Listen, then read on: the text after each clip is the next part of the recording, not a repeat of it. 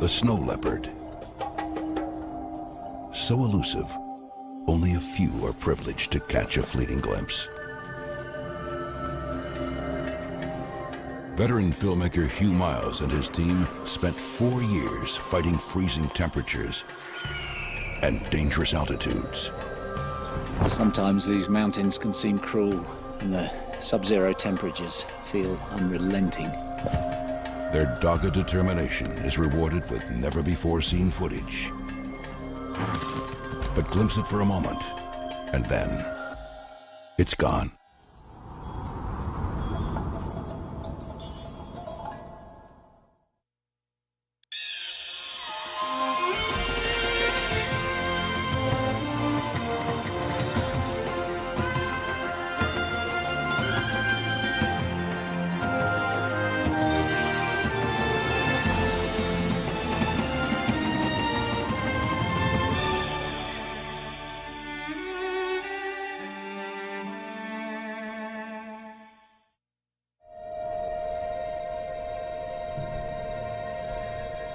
Some parts of our planet are so brutal that any creature surviving in them achieves almost mythical status. And when a creature thrives in these conditions, it becomes legendary. One such creature lives here, in the world's greatest mountain range. The highest, the most hostile, the Himalayas. Towering above India's northern borders, these unforgiving peaks are its hunting grounds. The creature is a beautiful big cat. Merely to see one is a dream, but to film one, nearly impossible. It's a wildlife filmmaker's holy grail.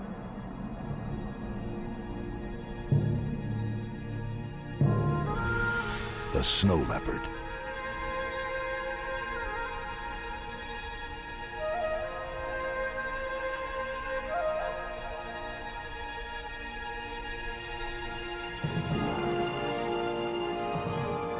This is the story of two remarkable men who dared to think the impossible.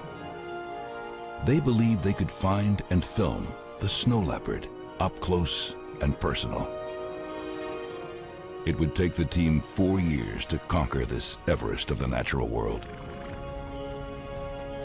Like many mountain adventures, it was a quest that was to end in both tragedy and triumph.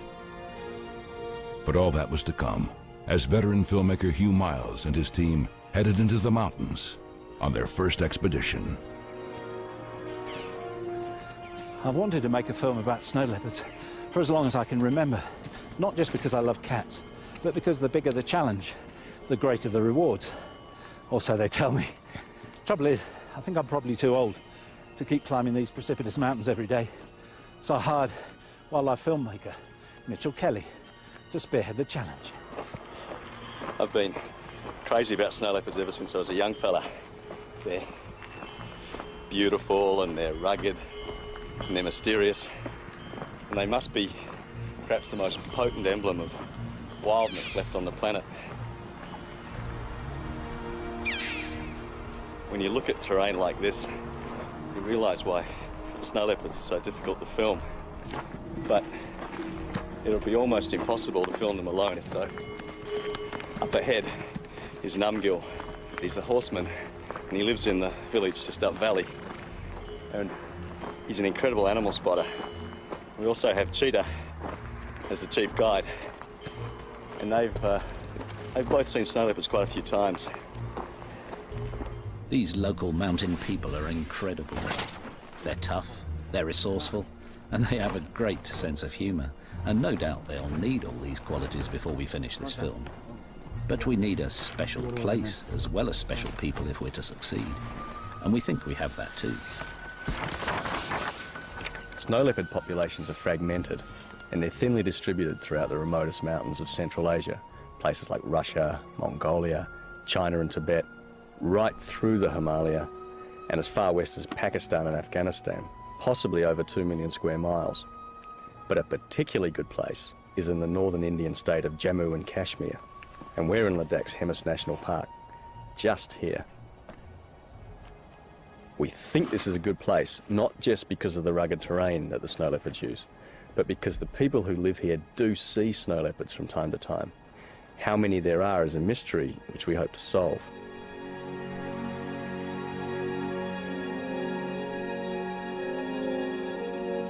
We're camping in the heart of the steepest mountains because this is supposed to be perfect snow leopard country.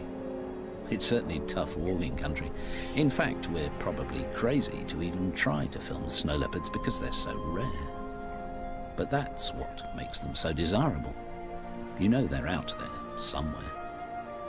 Trying to find them becomes an obsession.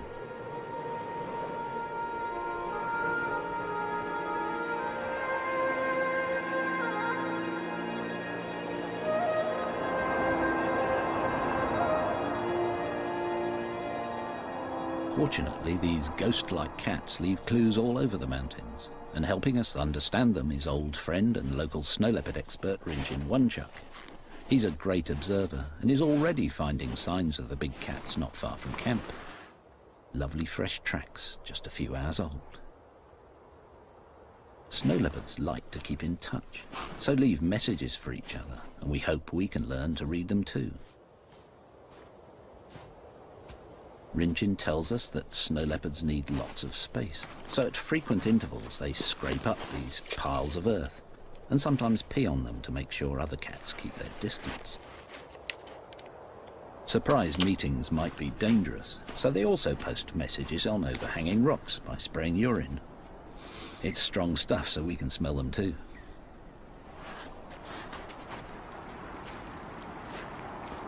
Snow leopards share these mountains with local herders, and because predators like snow leopards and Tibetan wolves occasionally kill domestic stock, the local villages are a good place for us to find out if the big cats have been seen recently. Much of this area of the Himalaya is blessed with the Buddhist faith, and as this culture reveres all life, predators are usually tolerated. Rinjin visits these villages regularly, and as our horseman Namgel lives here, we'll always be on the local grapevine. Mind you, the villagers hardly ever see snow leopards, but they know that the cats do a lot of walking and have big territories, so finding them in this rugged terrain will be challenging. Snow leopards are only 6 to 7 feet long and really well camouflaged. And we don't even know how many there are living here. A handful at most.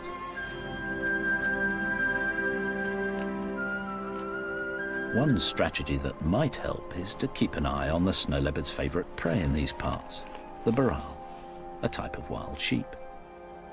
Baral look amazingly agile on these steep cliffs, but we're told this is also the snow leopard's favourite hiding place.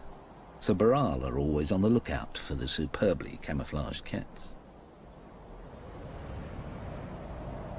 If they see a snow leopard, the baral should alert us, so we watch them carefully, but whenever possible climb down to base camp at night. Working at 15,000 feet isn't far up by Everest standards, but it's high enough to make the lack of oxygen a potential killer. Sleeping lower down is safer, and in this cold, returning to camp is a welcome relief.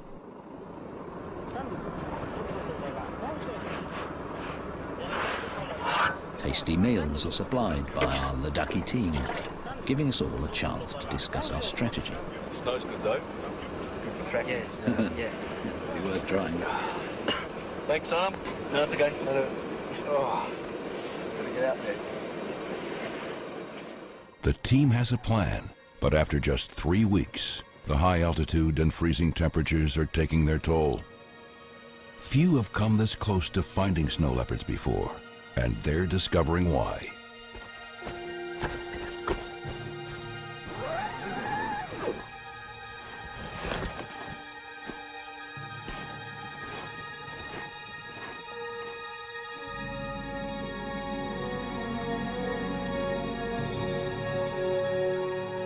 All the walking has been with a purpose, for the team has been collecting every clue they can find.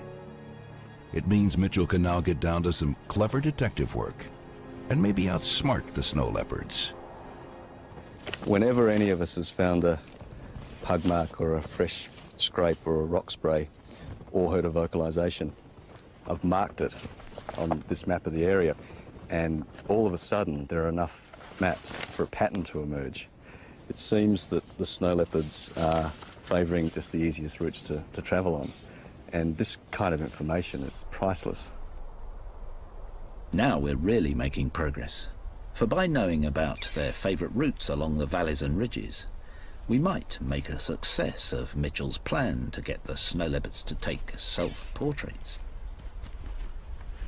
We've brought along some technical trickery, little video cameras that will trigger automatically when and if the cats walk through the beams.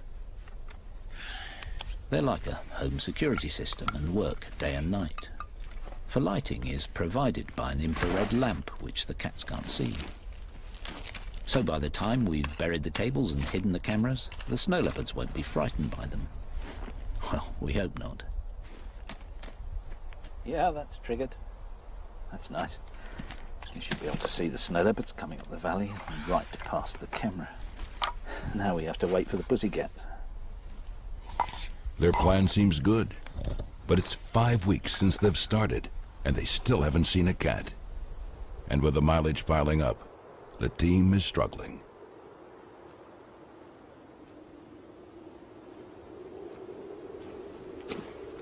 We've all been walking for 13 consecutive days without exposing a single frame of film.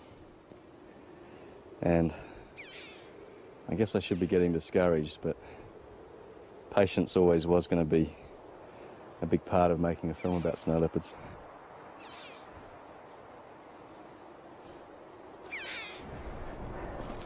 At this altitude, there's only half as much oxygen available to your heart and lungs. Trying to learn to think like a snow leopard. Just wish I could breathe like one.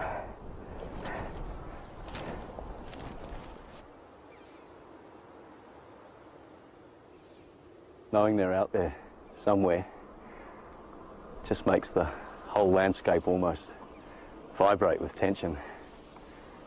The perverse thing is, I've probably been seen by snow leopards dozens of times, but their camouflage is so perfect and the distances are so great that the only real chance you've got of seeing one is if it moves.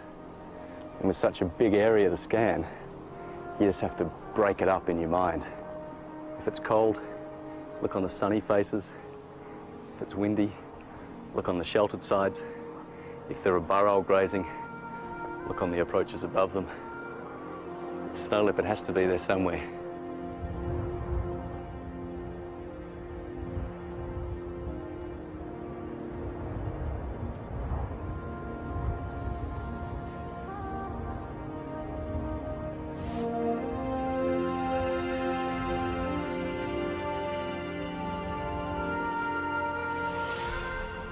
There it is. Snow leopard. That tiny speck on the side of the mountain. That's a wild snow leopard. What a beautiful cat. This makes all the hard work worth it. What a magical sight.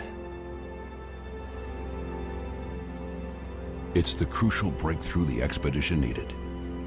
Mitchell's first tantalizing sight of a snow leopard. Immediately, they want more. Something much closer. But have the remote cameras worked? Nice fresh pug marks. And a fresh scrape. We've had so many false hopes when cats have come past and the technology's let us down, like flat batteries and digital breakup due to the cold. It's got frustrating, but rewind the tape and see whether we got lucky this time. The problem with remote cameras is that they're non-selective, and as the snow leopards share these tracks with the locals, we capture plenty of useless images. We just rewind the tapes to use them again and hope for better luck. Oh, we have got lucky. It's a snow leopard.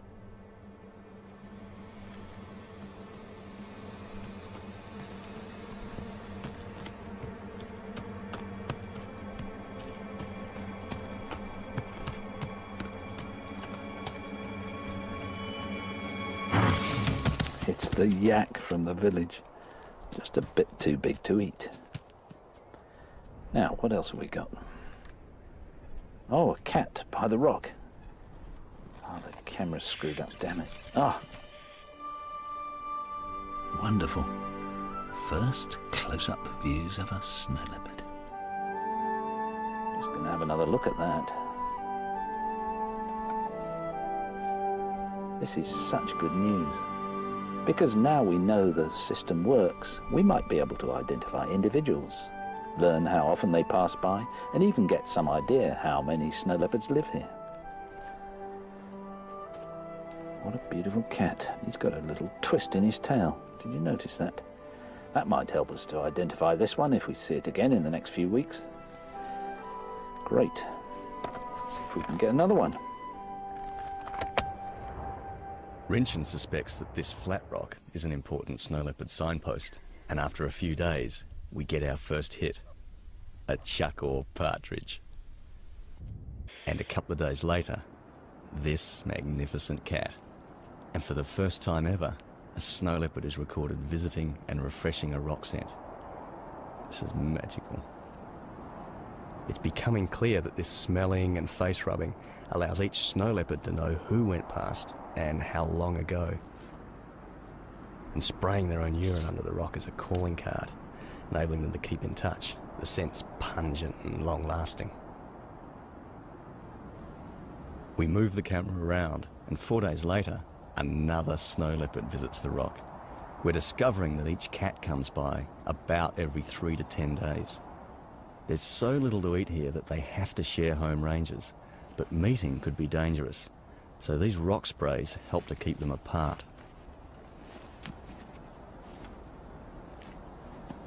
We've hidden 4 cameras in various spots, but things often go wrong. This tentative snow leopard took so long to approach that the camera turns off just after it enters frame. A real breakthrough comes when this female leads 2 young snow leopards through the shot. A breeding age female is terrific news. Since her youngsters are about a year old, it would be reasonable to hope for a litter of little cubs in about 18 months' time, and that would be a real prize. We're excited to be getting such lovely pictures of the cats, and we hope that these images will help us to identify individuals from the patterns on their beautiful coats. But it's proving tricky. They say a leopard never changes its spots, but snow leopards do, especially when they're walking, because their thick fur moves so much.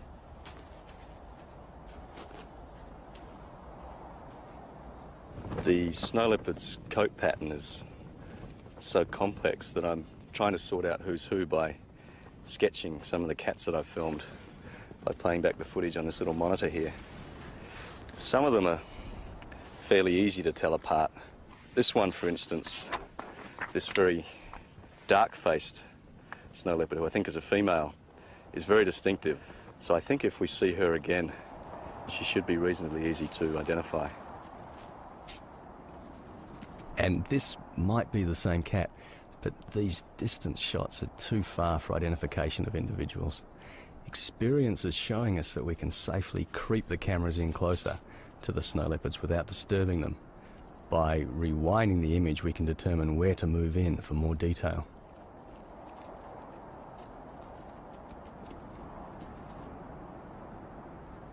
We try hard to decipher which marks separate individuals reliably. We assume the face is important, but is it the fronts or backs of legs or the patterns on the top or bottom of these exquisite tails?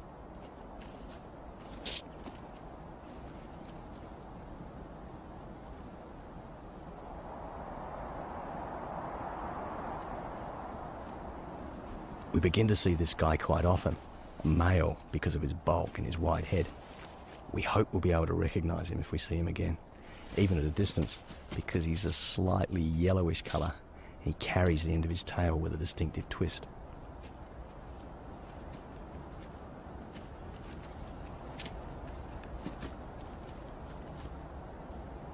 It's great the technology works, and the pictures are lovely, but we really need IDs if we're to follow the cats and film more intimate behaviour. We could do with some help.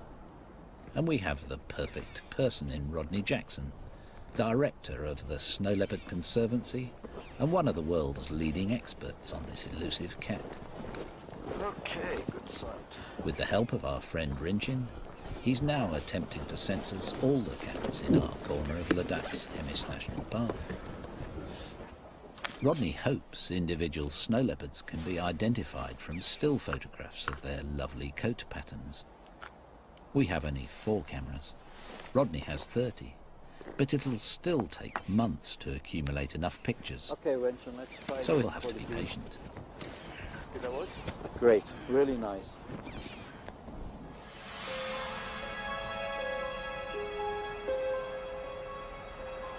Sometimes these mountains can seem cruel. We're living up here at 12,000 feet for weeks on end, and the sub-zero temperatures feel unrelenting. And then, every time we want to film a snow leopard, it seems to involve a really grueling climb of up to 3 hours. But the other day I was amused to see that we weren't alone in finding this place hard. I was watching a snow leopard climbing up this ridge, and it kept on having to stop to catch its breath. We know we'll need a lot of luck if we're to achieve one of our main aims, to film snow leopards hunting. So we're keen to keep tabs on this cat. But snow is a problem. It's dangerous for us to follow the cat on slippery slopes. And difficult for the snow leopard too, because its camouflage doesn't work so well when it's walking over snow. In this toughest of lands where prey is so scarce, a snow leopard can do without handicaps, and moving around on ice-covered mountains when you can't see your footing is treacherous, even for a snow leopard.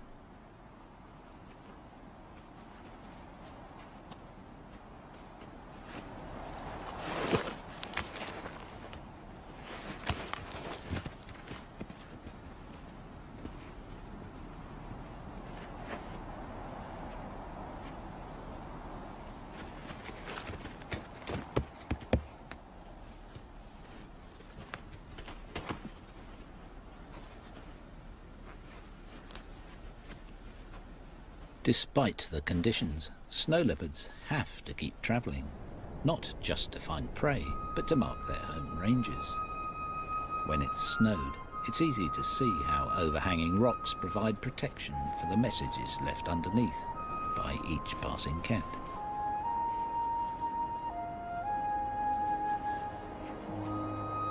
Defending their space like this is always important because there's not enough food to share. But the hazards of winter also bring opportunity.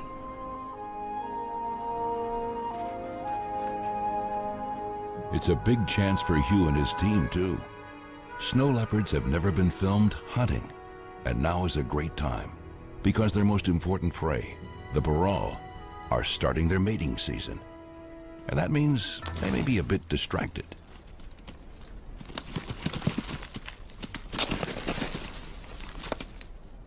Most of the time the burrell are super vigilant, but when they're rutting like this, the burrell lose a lot of their caution.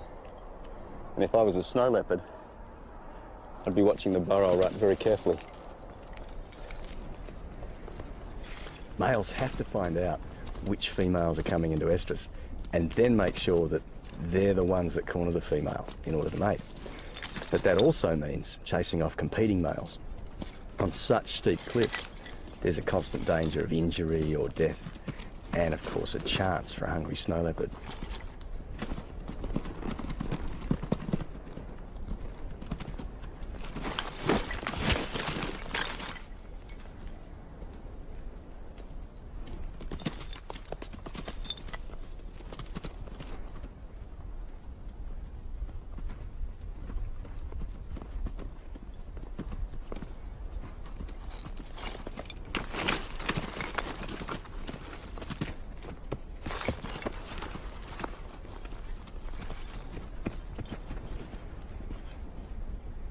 After the rut, the snow leopard's chances of hunting success increase still further because the male baral are exhausted and must find food to replenish their wasted bodies. The snow leopards keep a close eye on them, but must still mark their home ranges to protect their space.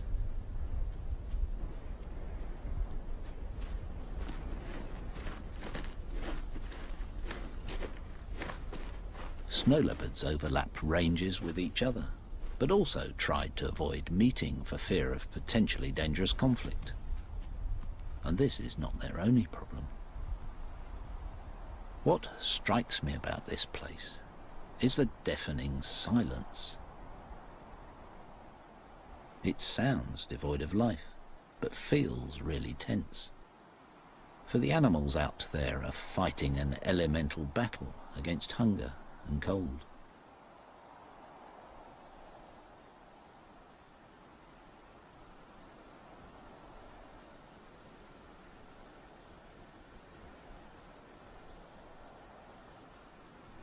When it's so quiet, it must be tough for a snow leopard to stalk a baral.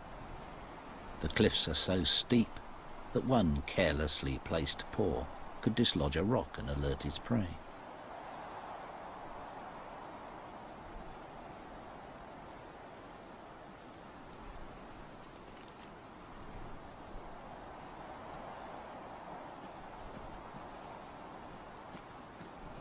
We think this is the local male, the one with the twist in his tail. He's making good use of his superb camouflage and his great stealth. With that thick-set, muscular body, short, powerful legs, and that gorgeous long tail to counterbalance during swift turns on steep slopes, he's the ultimate mountain killer. There's so little food at this time of year that the baral have to dig for roots, and with heads down like this, they're vulnerable. But the scars of a snow leopard's claws and teeth on this one's neck shows that the attacks can be shaken off.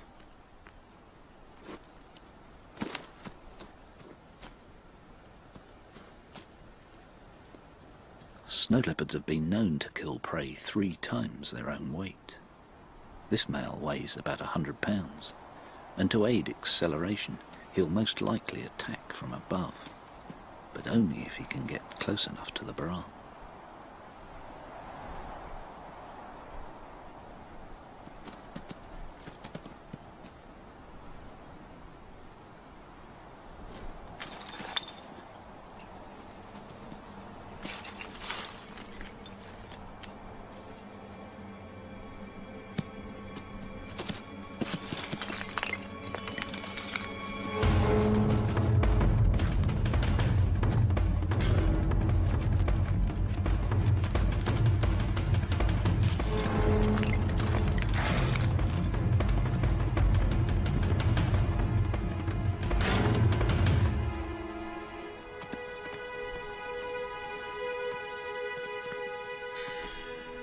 We couldn't believe our luck. We'd started out thinking we'd be lucky to even see a snow leopard, and Mitchell had just filmed the first ever shots of one hunting. It's a great step forward. We weren't the only ones to witness the hunt. We're told that Tibetan wolves are the snow leopard's main competitor, and though they also hunt baral, they're not averse to scavenging. The wolf doesn't know the snow leopard failed and will try to steal the kill it thinks is hidden somewhere nearby. Facing such a threat, snow leopards simply avoid wolves. It's easy for them to just disappear.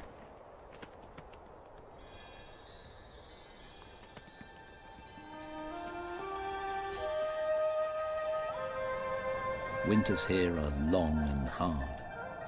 Summers all too brief. The growing season is short. The only moisture provided by melting snow and a sprinkle from India's monsoon rains. The baral climb higher, followed by snow leopards, And since one of our ambitions is to film snow leopard cubs, and they're born in the summer, Mitchell goes up searching for them. One of the best places to look for snow leopards in summer is a marmot colony. These plump rodents hibernate in burrows in winter, but as the snow melts, they emerge to become prey for snow leopards. Marmots are also a favourite prey of golden eagles. Living in a place where food is scarce, marmots make a tasty meal, so are always wary and alert. But they must eat too, for summer's new growth provides the fat to survive the long winters. They just have to risk exposure to attack.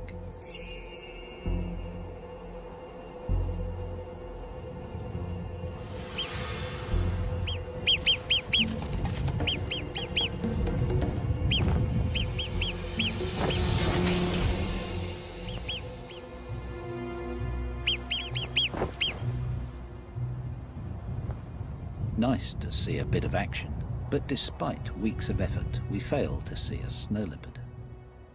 All is not lost, however. The Baral have given birth, and for a few weeks at least, youngsters are likely to be on the snow leopard's menu. Mothers must feed hard so they can nurse their offspring while keeping an eye out for hungry snow leopards. And though all seems tranquil, the discovery of fresh snow leopard scent sends the Baral into panic.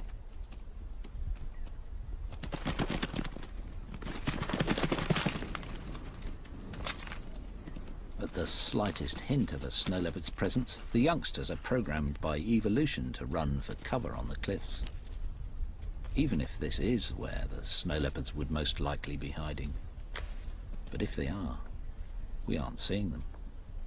In fact, Mitchell's been trying for several months to get the cats more confident by leaving his human scent on remote cameras nearby. We feared the technique might have frightened them off. We were wrong. Well, after all the frustrations and the bad weather, we've finally broken the drought, and we've filmed a snow leopard in summer. The plan that I had to start to get the snow leopards used to my presence has paid off with spectacular results. I think it's the two cubs we filmed last winter. The other one is in the distance. I'm sure it's the male that's close to the camera. He's obviously either smelt me on the camera, but he's found it and he's accepted it. And that's a major breakthrough now in what we can do.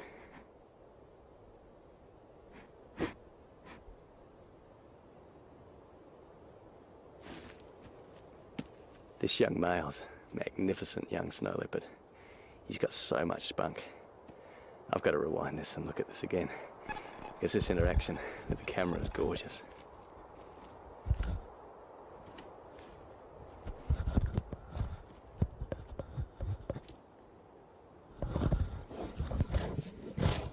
What I love about this footage is the juxtaposition. You've got a snow leopard, which is about as wild as you can be and still be on planet Earth, batting around the very latest in surveillance technology, like it was just an old dead hare. It's just wonderful. That really sums up for me the essence of the snow leopard, that confidence that it has in its own obscurity. It knows it's almost invisible in the landscape, and therefore it can act and travel as it likes. They're just swaggering away. They're wonderful, wonderful young leopards. Not quite the young cubs we hoped for, but a great pair of teenagers, and according to the locals, just the age when they might get into trouble.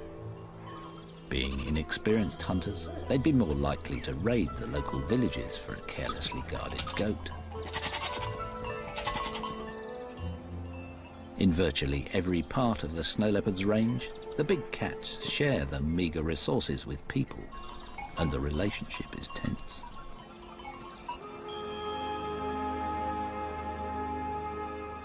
snow leopards do occasionally kill domestic stock, and life is tough enough for these mountain people without losing their valuable animals. So they sometimes kill the big cats.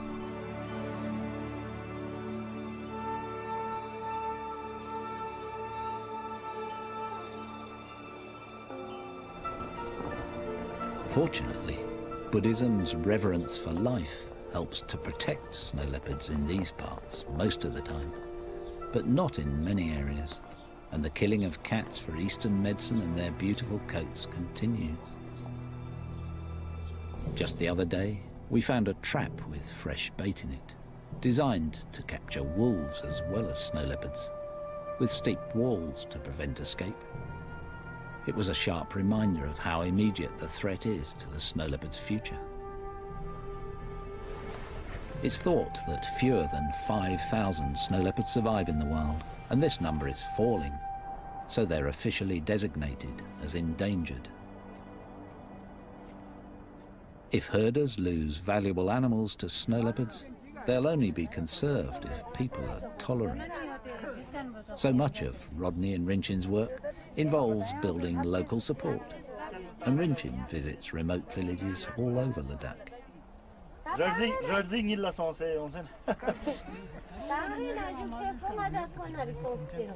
He listens to their problems and encourages careful management of sparse grazing. Good husbandry means wildlife increases, and so does wildlife tourism. This provides the villagers with alternative income, which takes the pressure off predators. If poaching is to be detected and stopped, it'll be vital to identify individual snow leopards in the population. That's one of Rodney and Rinchin's goals with their camera traps, and it's our hope that the information they've been collecting will help us track the leopards and film their most intimate behaviour. So this is your study area, is it, Rodney? Yes. Covers an area of about 100 square kilometres. Oh, I see, the whole watershed. And camp's here, isn't it? Right, that's our camp. And you can see rock sends located along the intersecting valleys. They used by literally all of the cats that come through the area. Looks like traffic chaos. Indeed, and these circles show where we place camera traps. They have to be located very strategically because our aim here is to photograph all the snow leopards so that we can get an accurate count of the animals. And how many different cats have you identified? To date, we've identified 5 resident cats and maybe another 2 to 3 transient animals. Great pictures. These are the movements of the resident male. One day he walked 3 kilometers in just 2 hours. Goodness, impressive. We call him Mikmar, Ladakhi for red eye, from the fact that he has a scar above his right eye, probably inflicted by another male. A twist in his tail. We photographed him a lot. That's great. He patrols all this area. Oh, right. We got these 2 shots the other night, Mikmar following a female. Smashing. It's a sure sign that the mating season is upon us. Filming mating would be an amazing thing to achieve, though no doubt impossible, because no one's ever even seen it before. Now Rodney's confirmed that Mikmar is the territory-holding male. It's no wonder he patrols around and marks so often, especially as this is now the mating season. Rodney says that from early January to mid-March, Mikmar will increase his marking activity 3 to 5 times. He wants to make sure that he is the one to mate with any passing females.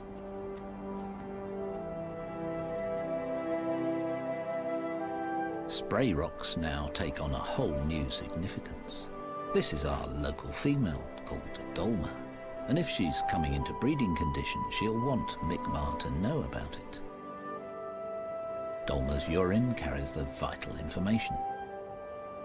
Her normal message of keep away has now become you're welcome to approach. And next day, Mikmar is on her trail. Snow leopards are normally 3 days to a week's walk away from each other. Now he's only 3 hours behind her, and next night he goes to the spray rock to pick up Dolma's message.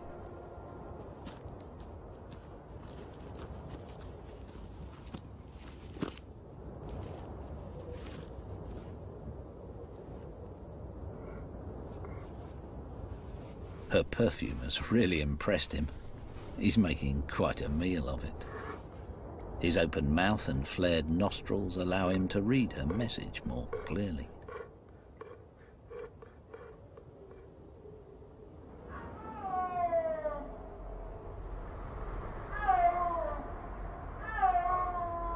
That's a snow leopard calling. We think it's our dark-faced female, Dolma.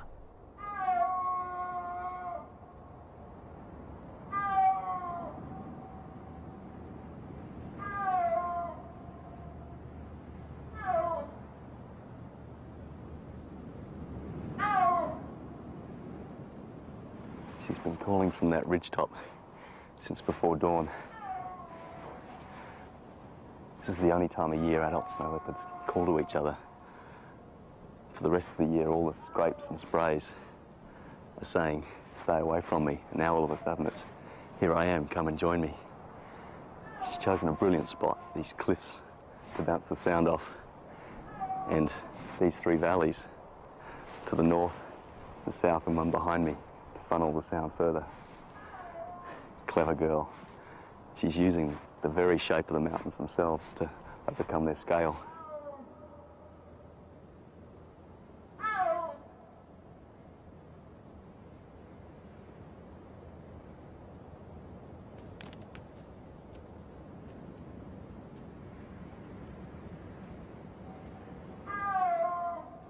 This is definitely Mi'kmaq orbiting around her. If they're like other big cats, they may call like this for hours, just coming together and wandering apart.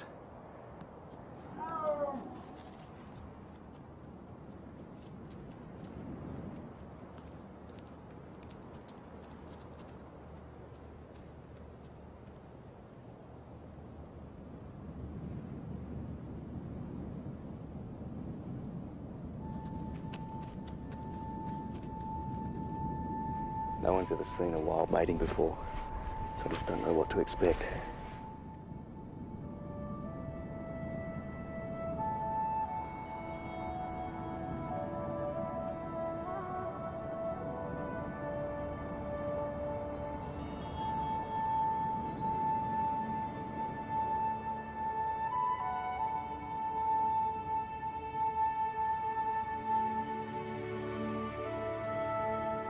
I'm surprised by how gentle this is. These two are really taking their time. Come on, guys. You mating or just sitting together?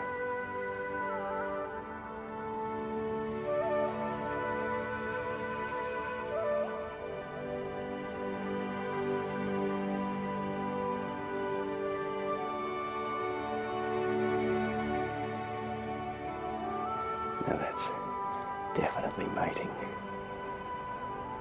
Fantastic. We need all the new snow leopards we can get. It's pretty amazing to film something that hasn't even been seen before. Difficult to believe, really. But can we find the resulting cubs? After this success, Mitchell is feeling more confident. For the first time since starting, I finally feel like we're starting to get somewhere in trying to think like the snow leopards and trying to use the terrain like they would.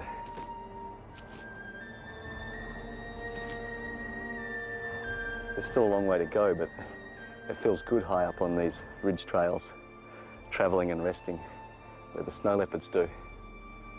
But we're still behind the snow leopards, only anticipating their actions as tiny percentages of the time.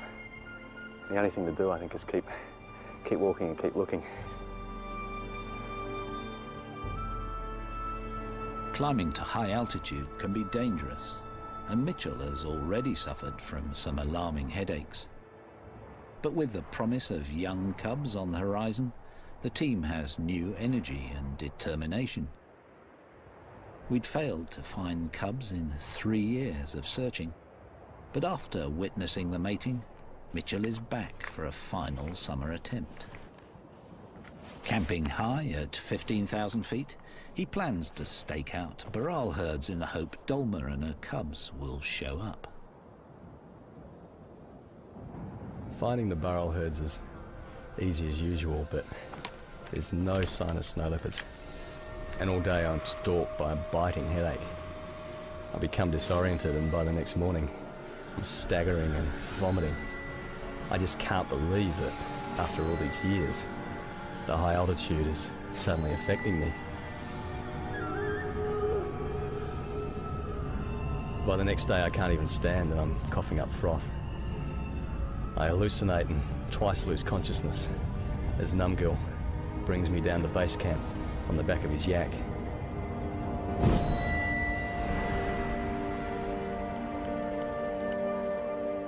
Mitchell's final attempt to find small cubs nearly ends in disaster. He's close to death from acute mountain sickness. It is crucial that he be transported to a lower altitude if he is to survive. He's evacuated to the nearest hospital.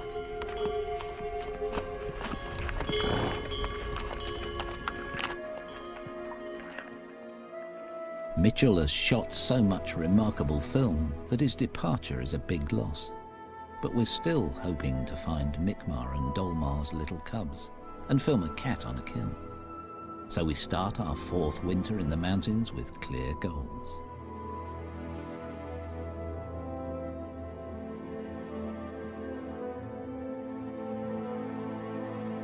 Mitchell has made a good recovery after leaving hospital, but is unable to return to altitude just yet. So in his absence, we press on. One of our camera sites is on a high ridge, and after a 2-year wait, Mitchell will be delighted to know that a cat has finally visited his favourite spot. Mitchell calls this the menu site, because snow leopards can survey this lovely landscape from up here and decide what they'll kill for their next meal. We're still determined to film those little cubs, or even a snow leopard feeding on a kill, and fresh snowfall is giving us a head start. We find Mi'kmaq out patrolling his territory. He seems casual in his movements, unconcerned as he spooks the herds of burrowel. Wondering what he's up to, we pick up his tracks and follow him up one of his favourite valleys, hoping he'll lead us to cubs or a kill. And he does. We've obviously disturbed him off this dead burrowel, and in a panic quickly snatch a few video shots of the carcass because we've spotted him up on a ridge.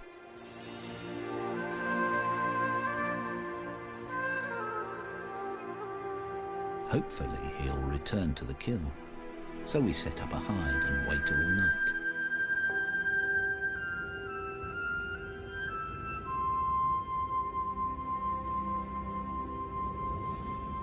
At dawn, we spot Mi'kmaq on guard nearby.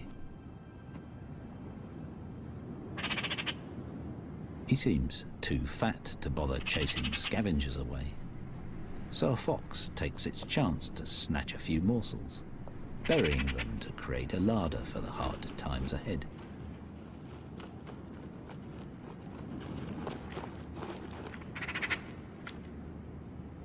Within an hour, Mi'kmaq is back. The life of a top predator is one of feast or famine. This is a feast.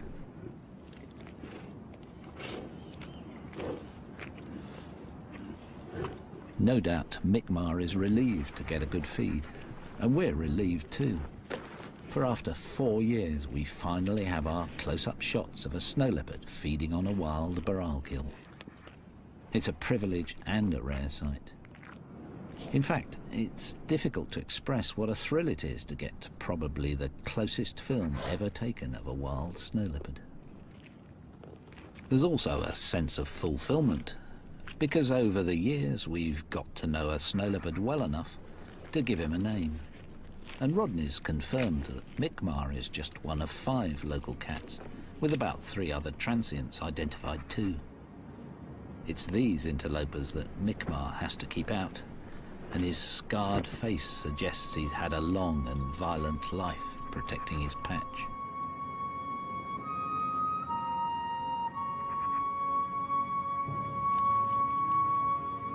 After analysing all our video images, we've discovered that when we first started filming 4 years ago, our first close shots were of this cat. It's nice to know that Mi'kmaq and the team go back a long way.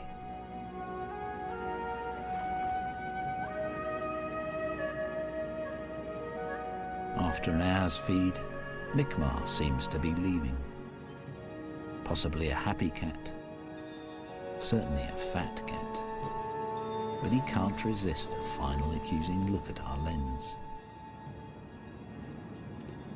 Reluctantly, we have to leave too. We're relieved of our obsession only because our time has run out, and we've failed to find Mi'kmaq and Dolma's little cubs. But while removing our remote cameras, we find the tracks of a mum with a cub. We leave the cameras out, hoping we'll finally get lucky. And after a couple of days, we film what looks like Dolma. But the camera timer that limits the length of shot lets us down, and we don't see a cub. We think our last chance is gone. But next day, Mum comes into shot again, followed by a long pause.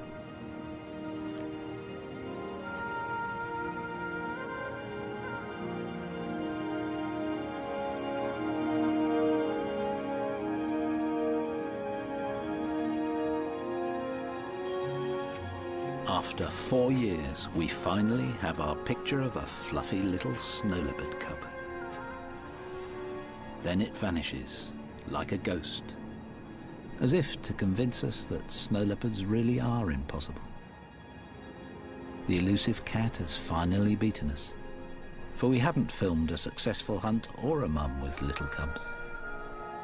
But I guess that's how it should be. For 4 years, Hugh Miles, Mitchell Kelly, and their team have tracked these beautiful cats across the roof of the world. They've brought back the most remarkable images ever seen of snow leopards. But despite their success, they've given us just a tantalizing glimpse. Protected by this fortress of mountains, the snow leopard